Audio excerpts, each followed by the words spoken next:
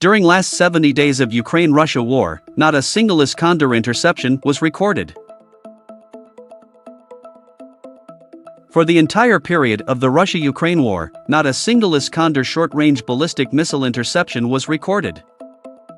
Despite the fact that Western countries were told that Russian Iskander tactical missiles could be intercepted by standard air defense systems, it became known that in the 70 days since the start of the Russian military special operation, none of the Russian ballistic missile or cruise missile was intercepted by Ukraine.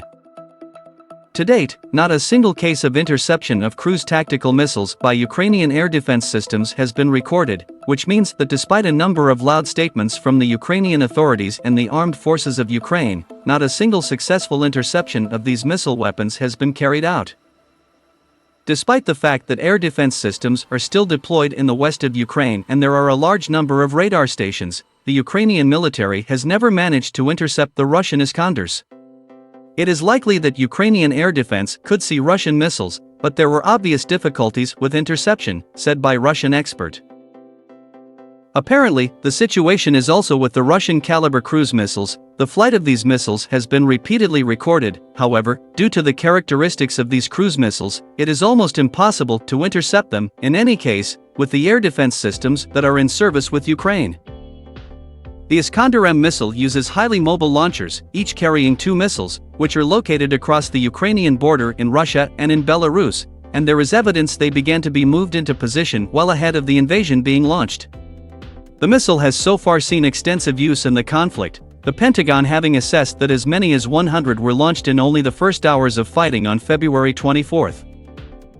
The reason why Ukraine failed to intercept Iskander missile is that it traveled at the speed of hypersonic. Also in March it was discovered that Russia using decoys to avoid Ukrainian air defense. The decoys are deployed by the 9K-720 Iskander MSL-fueled 9M723 ballistic missiles that, according to official figures, have a range of 310 miles, although there is evidence that they can fly further than that. The decoys, according to the US intelligence officials, help the missiles evade air defense systems since they are able to trick air defense radars and fool heat-seeking missiles. Apparently, a single 9M723 can be loaded with at least 6 of the decoys, which slot into tubes located at the base of the missile body. The decoys appear to feature at least 2 different kinds of countermeasures: a jammer to disrupt radar frequency emitters and a decoy heat source to confuse infrared-guided missiles. It's also possible that the body of the decoy itself serves a spoofing purpose, by creating an enhanced radar signature that might trick radar operators into thinking they are looking at a real missile or something else entirely. Moreover, not only does a decoy like this present a hurdle to potential interceptor missiles, but it also provides discrimination challenges for defenders who have to determine where the real missile is before attempting an intercept. Defeating ballistic missiles is a big challenge in the best of times, and Ukraine likely has only one surface-to-air missile system with any kind of ABM capability. This is the Soviet-era S-300V, SA-12A Gladiator, although the status of Ukraine's S-300V systems, thought to number only a handful in active service before the war began, is uncertain. In the past, only one missile defense system that able to intercept Iskander missile.